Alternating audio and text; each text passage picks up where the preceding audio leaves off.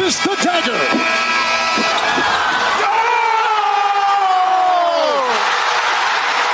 Illegal substitution, too many men on the field, Saskatchewan. Gizmo has a block and the sideline. He has not stepped out. He may go all the way. He needs one block and he'll do it easily. Promise Mess I wouldn't do this. McDavid stops up. What a move. Shoots. Scores!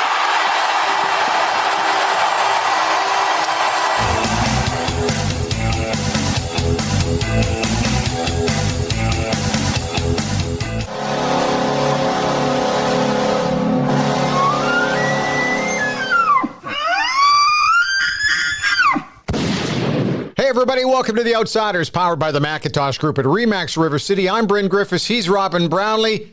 Joining us today is the voice of the Ottawa Redblacks. Sorry, that's the Ottawa Redblacks.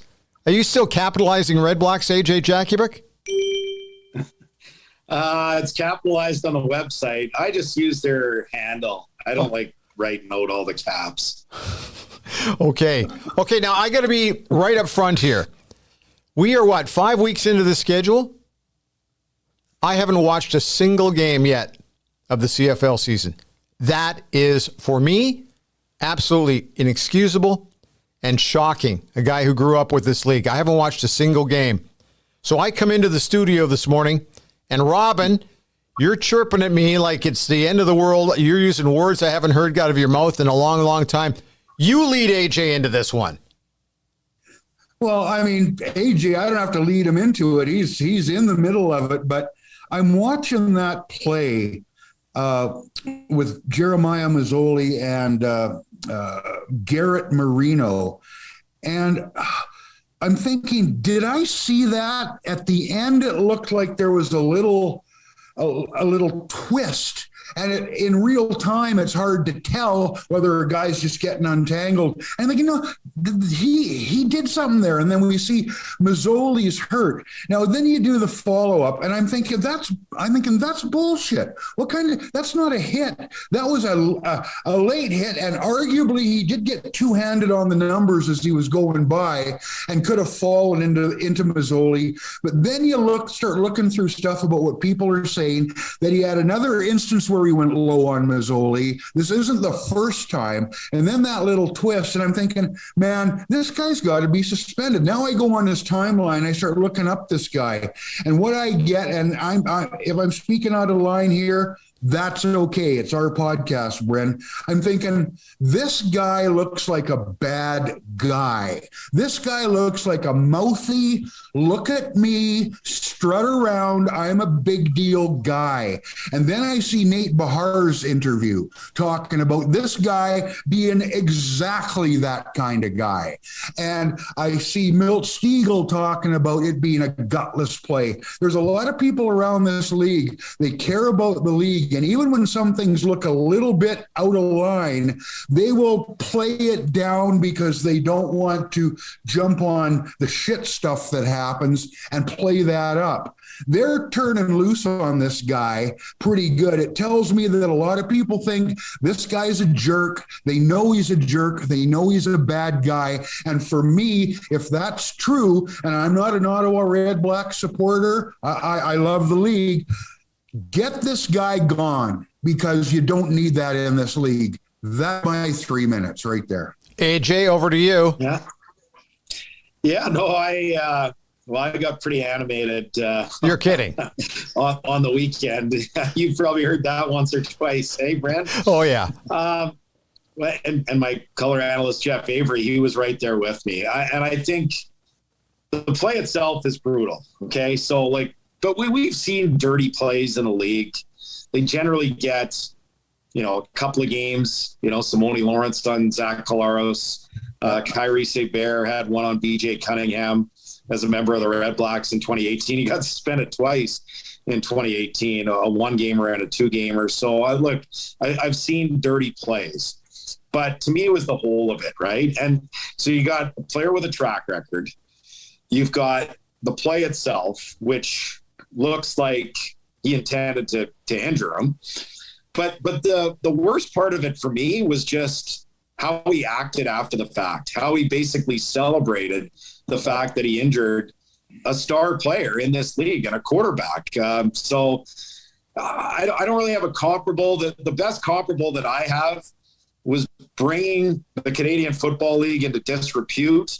And I kind of thought of the Jeff Kugel incident when he got turfed by Dave Branch, and they said, you know what, you're not coming back, because it was just the whole of it, right? And then you had Nate Bahar's comments, and I've known Nate for almost a decade because he played at Carleton for 5 years. He is a quality individual. And I get we're talking about he said, she said type of stuff, but the allegations of, you know, what Garrett Marino said the night before at the keg, the allegations of, you know, racist remarks on the field, you know, that's why I think we're getting an investigation, right? You don't need to investigate what the play was. You don't need to investigate his response after the fact, which was gloating and basically celebrating down the sideline after he injured the player. You don't have to investigate his history. It's there to see, and you hear from players like Trevor Harris, who basically won't even refer to Garrett Marino by name, and said the same thing we tried to do to him. I mean, this is a player we don't need in the Canadian Football League as far as I'm concerned. So, yeah, I mean, preaching to the choir, Robin, in terms of what you're saying here, and we'll see what comes out of this investigation. And I hope, look, I'm all for second chances.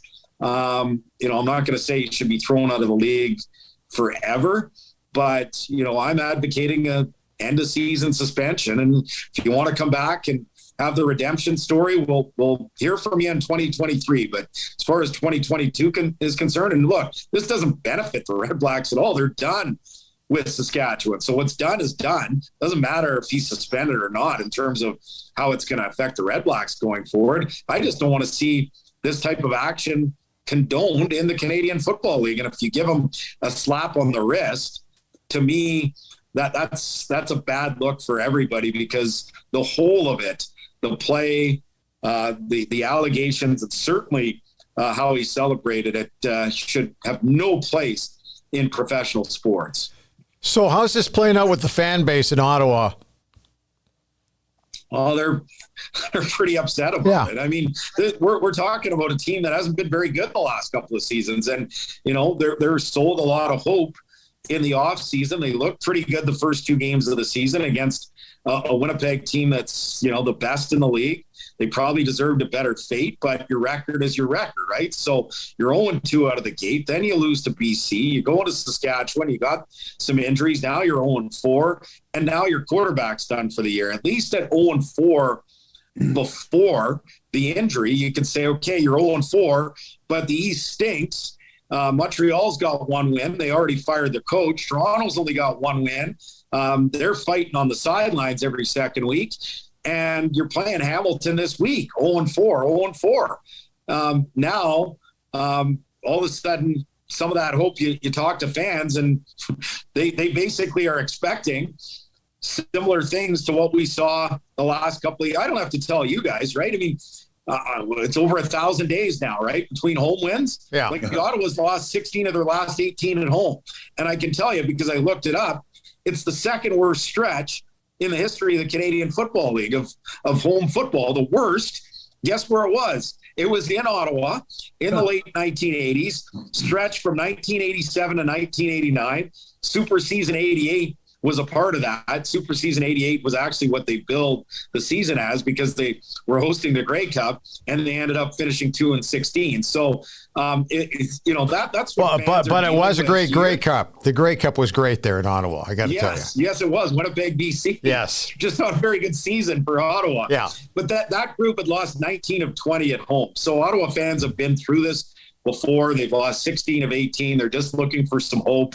And now, you know, we've gone from, okay, you know, what should you do? When do you fire the coach? All those kind of things, right? In terms of what the fans are saying, to, okay, this is crap. This guy needs to be thrown out of the league, because now it feels like this might be another lost season here. And that's bad it's bad in so many ways, right? I mean, I brought up the disrepute of the Canadian Football League and how this doesn't look good and reflect well on the league in terms of what we saw on the weekend. But how is it for business for an Ottawa team that's looking to sell tickets? It's not good on so many levels, but we'll see. We'll see what the CFL does. I'm hoping they come down with a really harsh decision, because this seems like a player that needs to be humbled a little bit. As a follow for me, AJ, I don't have, my only dog in this fight is the CFL, because I care about the league. Any one of the couple of issues here, to me, would warrant a lengthy suspension. The trash talk, if it included racial components, you can't do it. And I'm 60-something-year-old guy. I know there's some people from my generation and, sticks and stones and blah, blah, blah. Don't get so woke. Don't get so carried away. It's just, no, you can't say that stuff anymore. That on its own is enough to say, you're out of here. Maybe not forever, but you're going to be sitting for a while. But that, with the dirtiness of the play, and like you said, you don't need to investigate the play. You can see it. Once you slow it down, you can see that little twerk at the end that I think did the damage. The flexing, I mean, really? You went through it all. You summed it up perfectly, AJ. I just think when these two are a part of the same guy, the racial component and this, I'm going to come up here. This guy's got no real history in this league. The league doesn't need Garrett Marino. He's not a star player. He's not a guy who's got a long history of great play, and he's gone off the rails and done something stupid because whatever, he's having some issue off the field. This is a guy coming up here, and maybe I'll get myself in trouble, but I said it to Bryn before he went on. He's all tatted up, and I don't mind tattoos, but he looks like the frickin' guy who's walking along at the music festival with the 150-pound pit bull on the chain, strutting around, trying to say, everybody, look at me, look how effing tough I am, don't you screw with me. And I got no time for a guy like that. I don't care how he looks, except when how he looks fits in with a pattern that we're seeing, and you're going, yeah, that fits. Get him out of here. I'm done.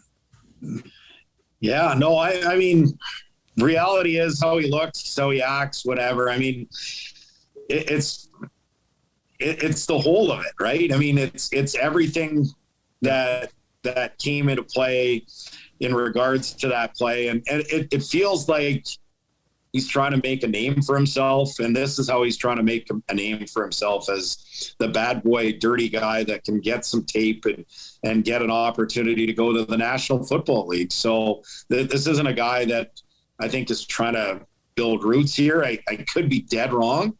I hope this is a turning point for him, right? I hope that he gets humbled. I hope that he's able to learn a lesson, right? Everyone makes mistakes. I've made a lot of dumb mistakes in my life.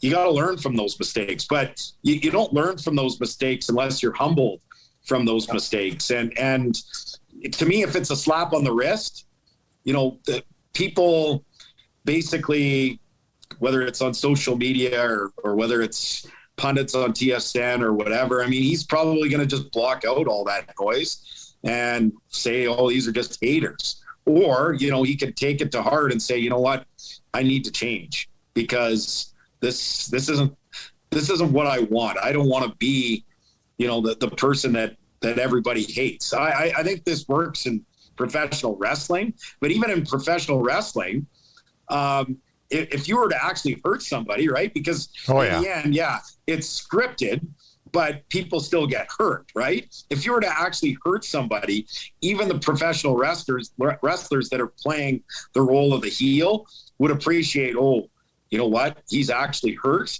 I better not be in character anymore. You know what? I'm just going to shut my mouth and kind of exit stage right. Don't go there, I think, is the expression you're looking for. You just shouldn't. Hey, let's forget about that guy. Let's talk about the other guy. Tell me a little bit about the injury and what are you hearing in terms of rehab and that kind of stuff? What are you hearing? Yeah, it's it's not ligament damage. It's not ACL, which was like the big concern, especially for a player that is coming off a big time injury. Yeah. Before the pandemic. So looks like 10 to 12 weeks, maybe. And I feel for him. He's new to Ottawa. I've done a couple of events with him early in the season, either before the season or early on in preseason. And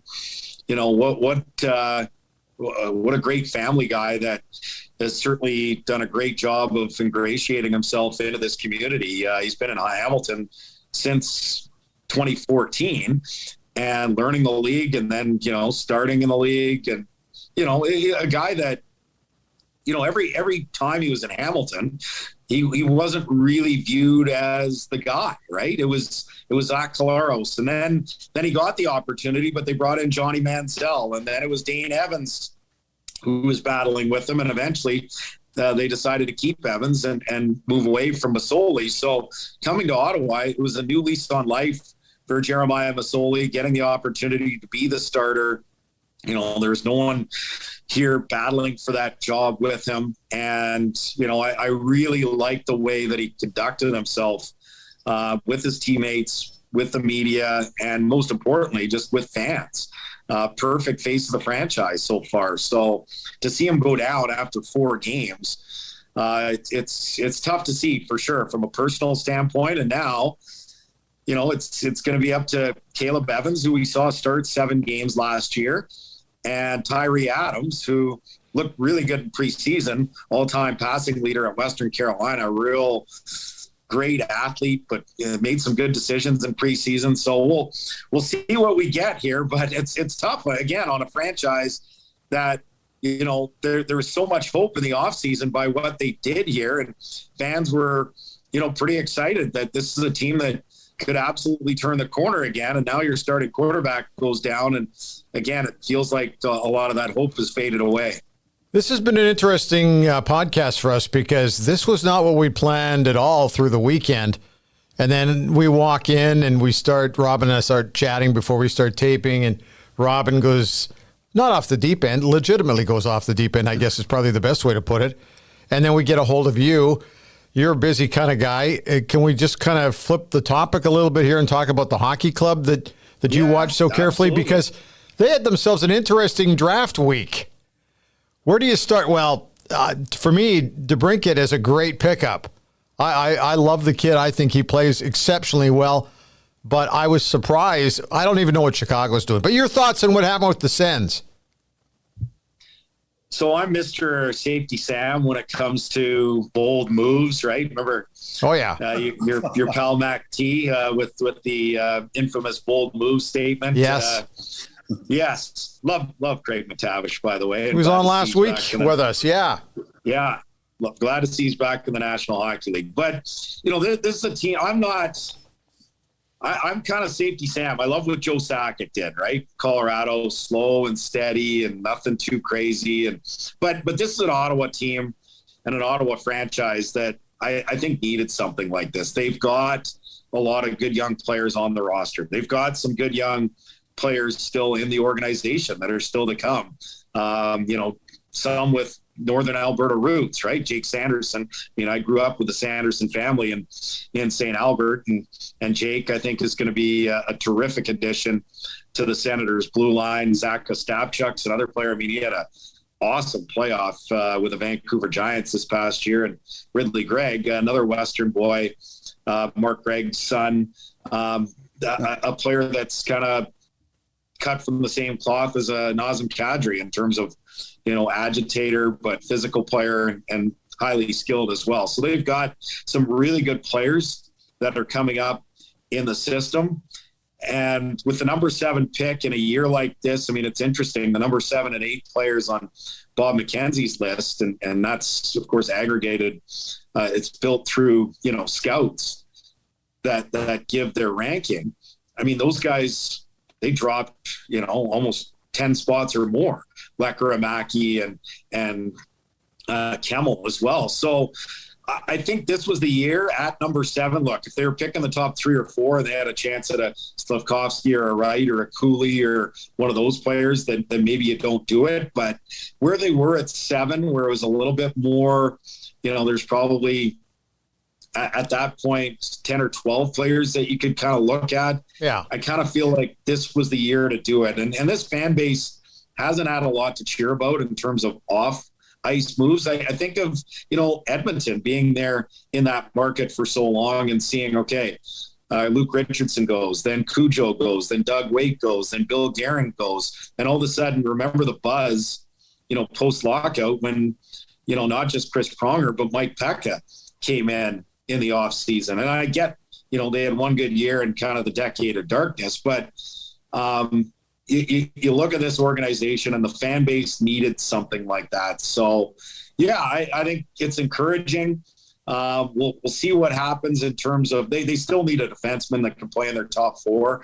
I know they're going to be shooting for someone in that vicinity. Can they get a Mackenzie Weegar? Can they get a Jacob Chikrin, which would cost certainly more than I think a Weegar would, who's got 1 year left on his contract? Can they find somebody that can play in their top 4? That's easier said than done, right? Everyone's looking for top 4 defensemen. But if they can get that top 4 defenseman and maybe give up some assets that, they didn't have to give up to get DeBrincat. That's the thing I like about the DeBrincat deal is, you gave up the first and then the second and the third, but you didn't have to give up any prospects for your organization. Maybe some of those guys can be dealt to bring in that defenseman. And also with free agency around the corner, there's talks that a guy like Claude Giroux might want to come home, might want to go to Edmonton as well. So we'll wait and see on that front. But, all of a sudden, if they can get a defenseman, teams look at Ottawa and say, okay, they're serious.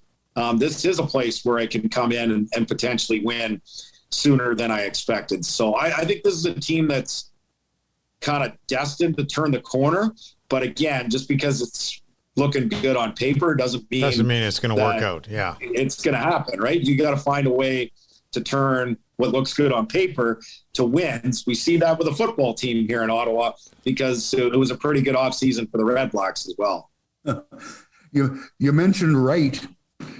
Given the way he was mugging into the crowd there, it looked for a while like he might drop to the Senators before he actually got picked up. That was a bizarre situation. But AJ, when you talk about DeBrincat and touch on getting something done now, we've seen that here.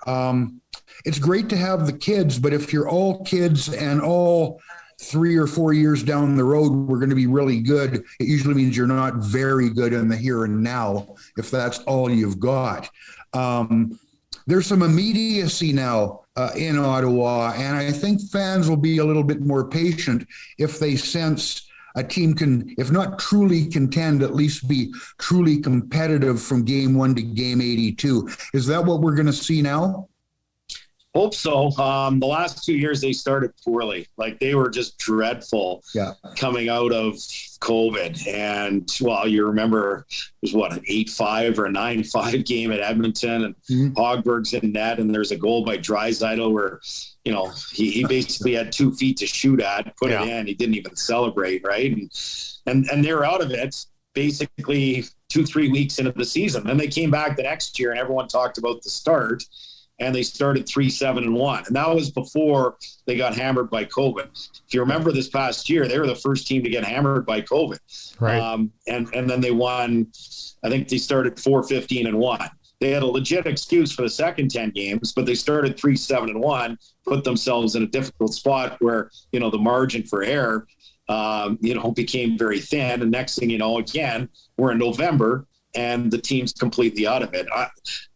To me, it's not playoffs or bust next year. Look, you've added DeBrincat. If all of a sudden you get Giroux and Weegar, something along those lines, then maybe you do say, okay, this looks like a playoff team. But right now, this has to be a team that at least when you get to American Thanksgiving, which is usually around the quarter mark of the season, you better be in the mix for a playoff spot. You better be playing at least meaningful games into March. And if you end up with 88 points and you miss the playoffs, well, that's a step. But you can't be starting the same way they have the last couple of years. So imperative that they have a good camp. And that's where, it's a big off season for this team, not just in terms of acquisitions. They got to get their own guys signed. Josh Norris, last year we saw, no doubt it hurt them that Brady Tkachuk. No, they got him signed long-term. It's done. He's the captain. That's great. But he missed all the training camp from the start of the regular season. You can't be dealing with the same type of thing with your number one center in Josh Norris. So that's something that has to get done, hopefully before training camp and certainly before the start of the season, because this team just can't afford a bad start for the third straight season. It's been a tough year in Ottawa in some respects. Obviously, Eugene passes away, but now there's some positive. There's a lot more talk about a downtown arena. What's going on there?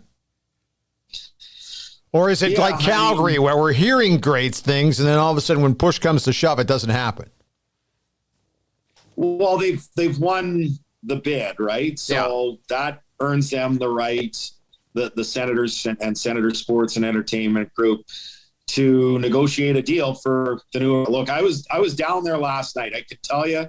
So we have an event called Blues Fest that's held in a field, which is kind of right across from where a new downtown building would occur. It's just a little bit west of downtown for those that might know Ottawa a little bit. So they put two stations at the LRT there, which basically the first station, Pimsey Station, it's only there for future, right? There's literally nothing there unless you're talking about this week and a half at Blues Fest. You're not going to put two stations at an LRT station for 10 days a year for Blues Fest and, a short walk to the Canadian War Museum. This is clearly designed for something, right? To have a sports and entertainment center, right? Yeah. So the NCC is behind it. The city is behind it. It's good to see, I don't know if this would have happened if, we'll it's hindsight, right? But given what happened the first time when they were the preferred bidder the first time and it fell apart, Eugene Melnyk and John Ruddy, who were, two of the prime people involved at that stage, and they were working together. Then they ended up suing each other, and the suits are still, still the suit against his estate and the suit from his estate, they're still there, right? So there's still work to be done on that front potentially. But yeah, I mean, it feels like a turning of the page. It feels like with his daughters, and I don't know what their plans are long term, but there's been some good stuff. For example, just between Ottawa Sports and Entertainment and Senator Sports and Entertainment, and OSEG is the group that owns the Red Blacks, Ottawa 67s, and is in charge of, everything at Lansdowne Park.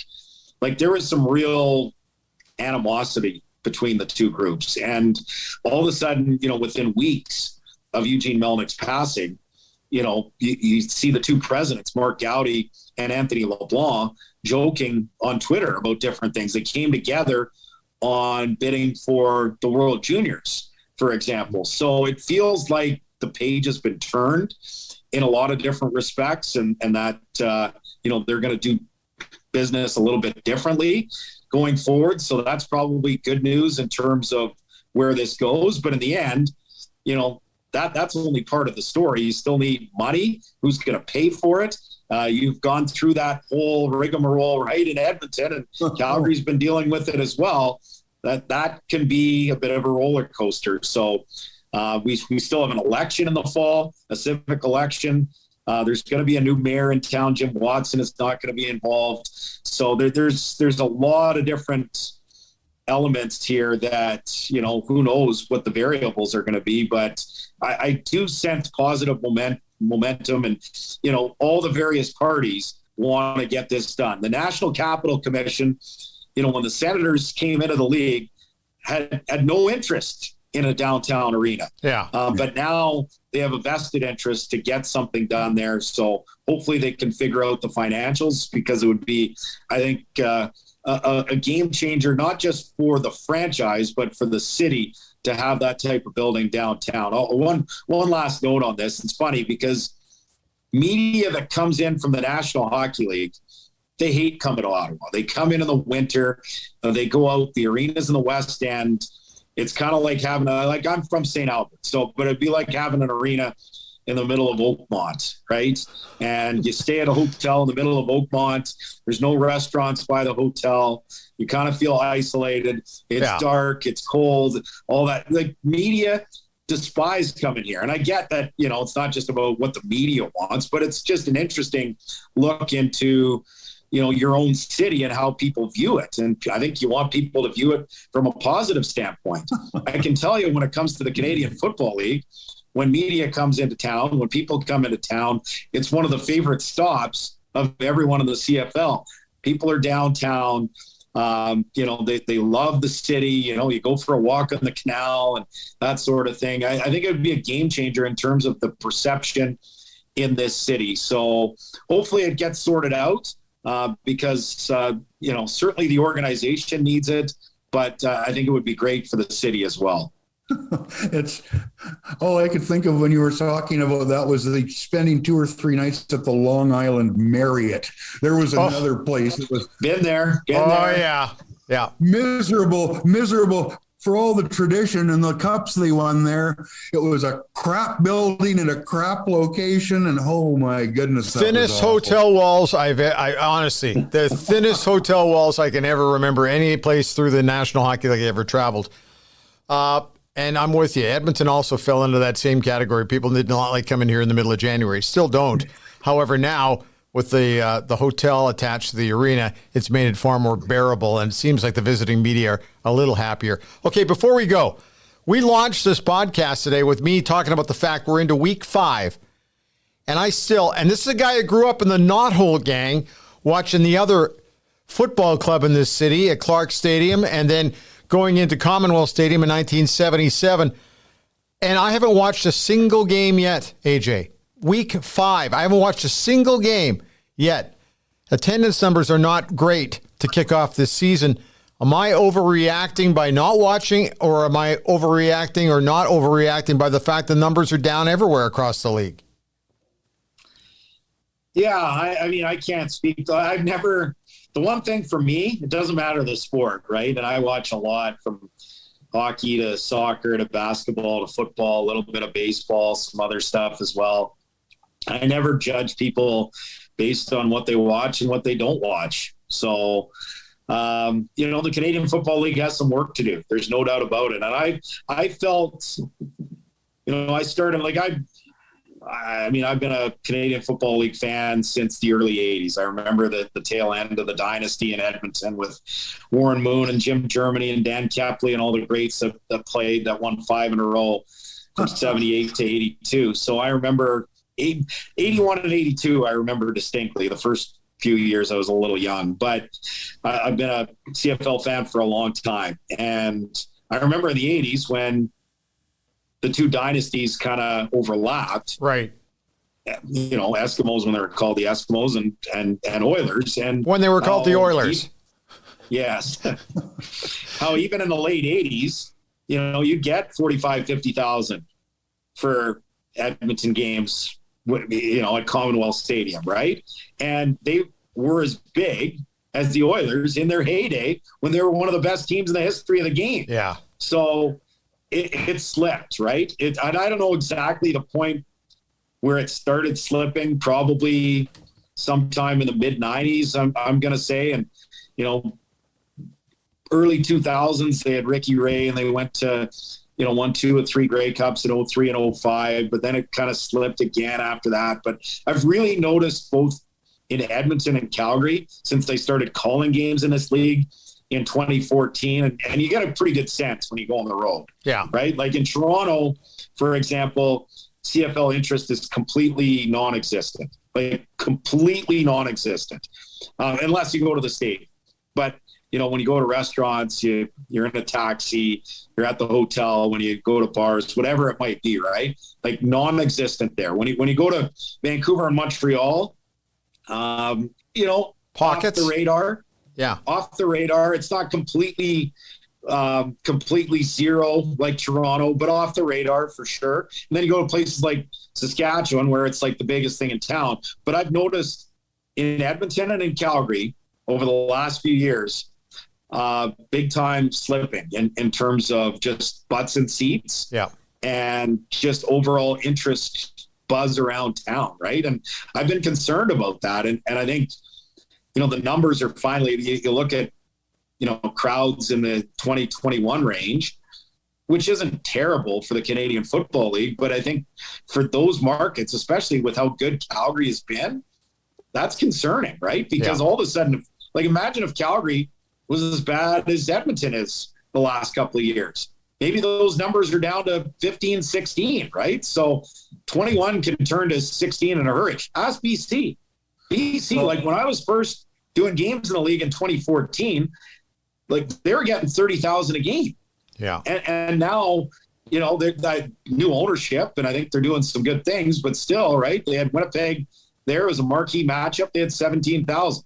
So it's again, still better than Toronto, but they've got a lot of work to do. I guess some people say that the CFL is dead, right? And I certainly don't subscribe to that theory, but they've got a lot of work to do. There's no doubt about it. They've got a lot of work to do, especially in the markets where, there are other options, when it comes to professional sports and entertainment, most notably the ones with NHL teams. And so, yeah, I mean, it is concerning for sure. And I don't know how you turn fans that have never really been into the Canadian Football League into CFL fans. I think it's one thing to try and turn somebody that might be 45 years old that grew up with the CFL, cared about the CFL, maybe watches more NFL than CFL now. At least there's a base of interest there. But for some people, right, there's no base of interest. They never really covered it or followed it or watched it or anything like that. And I don't know how you turn those people into fans. That's it's a tough goal. They got a lot of work to do for sure. Well, it is going to be a tough go, AJ. That's hit the nail right on the head there. The new group that's here, it's going to take some time. The old group, when you throw in COVID and the people that were running the show at the top here the last couple of years, they didn't do a good job with connecting with the community. If you're really good on the field and you win, you can get people in the door. If your football team's only okay, but you're really good at marketing and you have people going home saying, that was worth the money we spent, that was entertaining, then you're okay. But when you're crap on the field and you're crap in the community, you got no place to go. And that looks like it's going to change now. I mean, I don't know how much you know about Victor Cui, the fellow that's been brought in here. He seems like a very smart guy, and in a real grassroots level way, not in a slick way.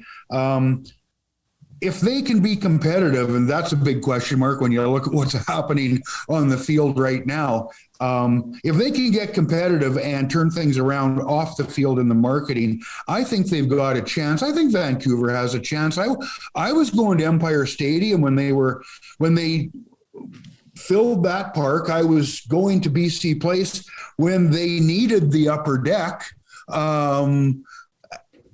It can be done. There's a lot more choices now, but if something's cool, it's cool. The NFL doesn't have the market cornered on coolness.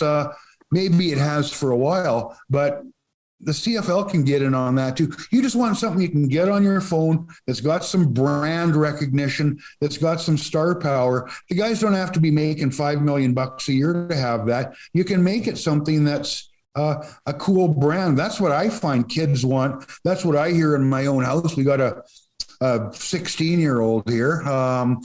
He doesn't know Joe Cap from Andy Cap, but he knows when he sees something that looks like it's a lot of fun. And I think that's where you got to start now, get fans back into this game. Joe Cap to Andy Cap, that's kind of an old analogy there, Robin. I don't think kids even know who Andy Cap was. I watched Joe Cap play for the BC Lions. That's how much of a fossil I am. Well, here's the thing. There's probably a lot of people that know who Joe Cap is based on his battle with Angelo Monti. Yes. Well, only because ESPN ran it. You know, ESPN ran that thing like it was crazy. Hey, listen, we got to go. Before we go here, I'm noticing on your wall an interesting couple of what's on your wall there. Explain and describe to everybody what we're seeing that people are not. What is that? Well, looks very familiar to me. See here. Let's go here first. There's some old Edmonton tickets. Like the Colorado Rockies one. You got a Grey Cup. You got some baseball. So a Trappers ticket there. Yeah, these are all. Oh, look, University ad. Suns. So yeah, and then got some soccer games here. From there's an England game. There's a Celtic Rangers game. There's Manchester United in the Champions League. So yeah, it's one of the things that I miss about basically going to sporting events, and tickets. I like traveling and going to sporting events. Just the physical tickets that you get, right? Now you got to download it off your phone and print it off. Yeah, it's not the same anymore. Not the same. It's not the same for sure. But, what are you going to do, by the way, with your World Cup tickets for the games in Edmonton? Oh, wait a minute. Well, I mean, let's not go down that road. We've seen what the fields are capable of. I'm just focused. I'm going to Qatar. Yes. So that's all I'm focused on. Are you going to be our guy? What, by the way, in Qatar, coming up in November and December, will you be our guy? Whatever you need. Okay. Whatever you need, I'll be there. All right, great. Hey, thanks for the sudden appearance on this. You know I won't be drunk because you won't be able to get a beer there. So is that the word? No beer? I don't do that type of thing much anymore anyways, but I'm come on, kind of 2 beer guy now. Oh, okay, all right. 2 beer an hour or 2 beer? No, 2 beer. Okay. Hey, I got a quota now. Doctors say I got a quota, so I don't go beyond that. Well, I tell you what, the way this whole show got set up, you can't sneak a good idea past 2 veteran reporters. We're gabbing about this Marino stuff, and all of a sudden Bryn says, "Hey, we should call AJ." Yeah. And now we got a good hour of stuff right out of the blue. In Ottawa, it's perfect. If only you could talk a little bit. If only you had the ability to be a little more loquacious. You know? Hey, thanks for your time, man. This has been outstanding. It's good to get your take on a lot of other stuff, too. The timing was good because I was really impressed with what Ottawa did last week, the Sens. So the timing was fantastic. Thanks for joining us today. Yeah, cheers, guys. Anytime. Hey, The Outsiders is brought to you by the Macintosh Group at RE/MAX River City. I was chatting with Brent just a few days ago as it's winding down a little bit. He's into the summer months. It's not as crazy as the spring was, where they were setting all sorts of records, but now is a great time if you're thinking of selling or buying a new home or a previously owned home. Now's a great time to get a hold of everybody. 2022 has been sensational. And hey, listen, we have no idea where interest rates are going to go in the next little while. So if you're just kind of sitting on the edge, now's a good time to jump in. But you know what? Don't hear it from me. Get a hold of Brent or any of his team over at the Macintosh Group at RE/MAX River City. The phone number is really simple. It's 780-464-0075. You can also find them online at macintoshgroup.ca. Both buyers and sellers can give them a call. They'd love to hear from you. And one last thing, when you do get a hold of them, tell them that the Outsider sent you. So there you go. Big thank you to AJ Jakubec from Ottawa for joining us on the podcast today. The timing just seemed right. You know, you and I always have this little chit-chat before we start taping this thing.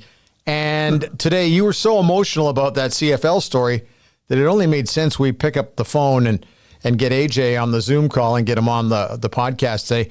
And also, Ottawa had a pretty good week NHL-wise. Okay. The Edmonton Oilers, we don't know what's going to happen here. The Edmonton Oilers and the Calgary Flames are going to be a fun watch for me this week for a lot of reasons. One, let's focus on Calgary. Johnny Gaudreau, do you think he's going to re-sign there? I tell you what, the longer it doesn't happen, the smaller I think the chances are. When guys get a chance to go look around, coming off a season like he just had, that may be a one in a career opportunity. Event. Yeah. You know, you can become a free agent more than once, depending on the length of the contracts you sign. But coming off what's easily your best year, that's a home run if you want it to be. How much money do you need? If he's really happy in Calgary and they're close, we've seen many of what we like to call here's the air quotes, the quotey fingers, the hometown discount. Right. If he's really happy, and you know what, the Flames are a pretty good hockey club. Yes, it's yes, not they like are. He's not staying with a bottom feeder if he chooses to stay. You don't want to take comfort and what you're used to over the unknown. If you've got that sort of sense of adventure in you, and there's a big difference in money, and you feel like you got a chance to win. If Johnny Gaudreau can get a big stack of money and a chance to win, and that doesn't take place in Calgary, why wouldn't you take it? The players don't need to be any more loyal to the teams than the teams are to the players. It's a business. And I think he's staying because I think the grass is not always greener on the other side. I think he's playing on a really solid hockey team that's got a great chance to win it all, and he can be one of the major reasons why they do it. This year, I think they learned a lot of lessons by how they played the season, and I think that they learned even more lessons by how it came crashing down for them in the postseason. So I think he's in a good position there. If he can maximize the dollars by sniffing around a little bit, and I think that's exactly what he's going to do here, I suspect we're going to see him back in Calgary. Here's my favorite idea. My favorite part about podcasts like this, Robin, is that this could change later this afternoon. We're taping this on a Monday morning. By Tuesday afternoon, it could be completely, he could be a Flame, he could be a Philadelphia Flyer or a New Jersey Devil, for all we know. Then we also take a look at the Edmonton Oilers situation. Jack Campbell is one of the guys, and Darcy Kemper is the other guy. We hear those two names a lot when it comes to targeting in on a netminder. I'm a believer it's going to be Jack Campbell, and the reason I believe that is because I know that Campbell and Zach Hyman are very close. I was always impressed by Zach Hyman, who, along with his better half, came to Edmonton, toured around the city. Nobody even knew they were here. And, of course, the better half liked it, but, of course, you're seeing it in the summer. Anyway, but liked it, and they were sold on. I'm convinced that there was some talk between players, and we know that always happens, but I'm beginning to wonder whether or not Zach, who was a great signing by this hockey club, has also worked his magic to get a Jack Campbell here as opposed to a Darcy Kemper. I wouldn't have any trouble with that, but of course things, once again, could go in a completely different direction by tomorrow, but I'm expecting that it'll be Campbell here. Well, you always need to look at, I call them the ties that bind, the history of relationships, be it teammates, be it coaches with coaching staffs. No, you can't just hire your buddies and go play where your buddies play. It's a case of all things being equal. Would you like to be somewhere where you like and trust the people that are there? This is a situation. My understanding is there's some connection between the players aside between Hyman's wife and Campbell's wife.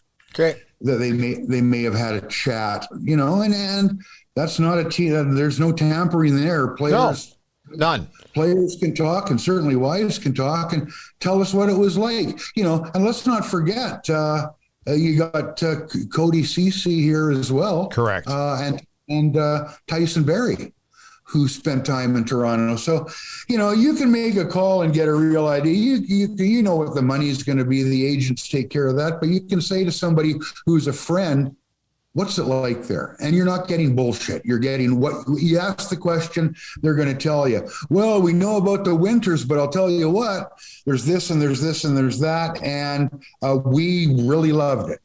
Or, make sure you get paid because it really sucks to live here. I'm not saying that's what would be said. Yeah, but that could be said. You're right. When people are, there's towns where I'm sure that conversation is had, man, nobody cares about hockey here, or the town's not very good or whatever. People get the real goods by talking to their friends. I think if Jack Campbell's got the real goods by talking to their friends with the Oilers, and given the trajectory the Oilers are on now, they've still got to do some work to to, match what they did last season, let alone improve on it.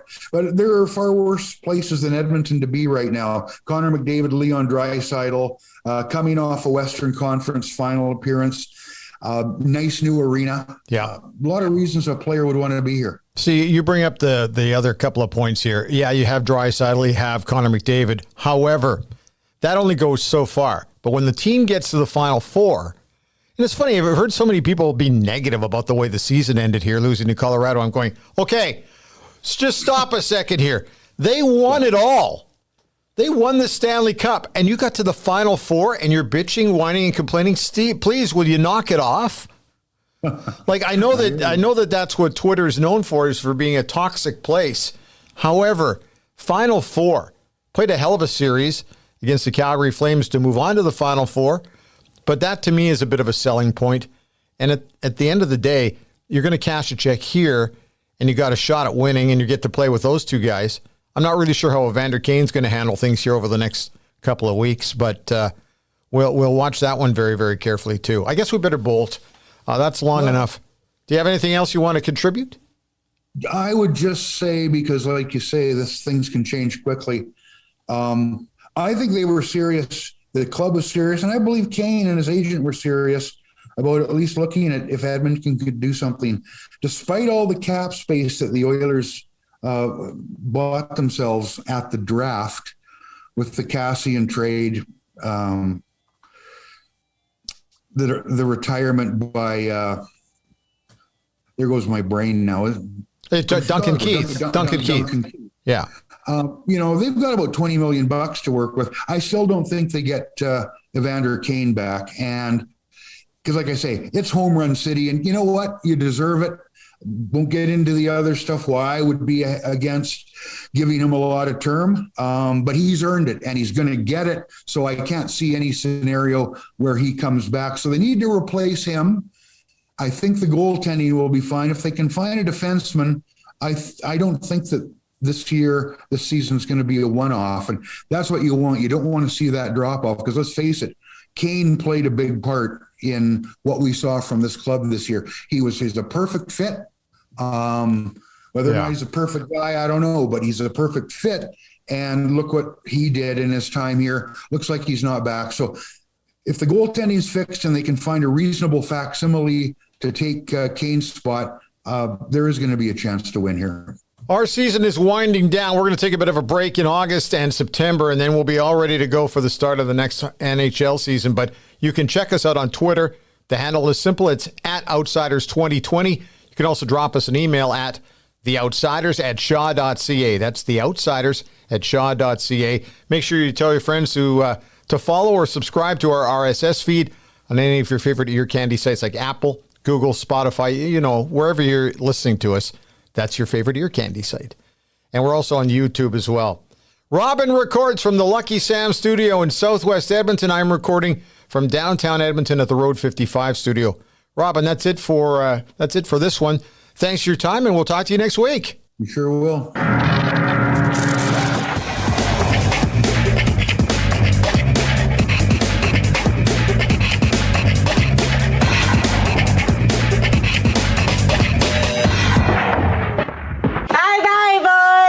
Storming the castle.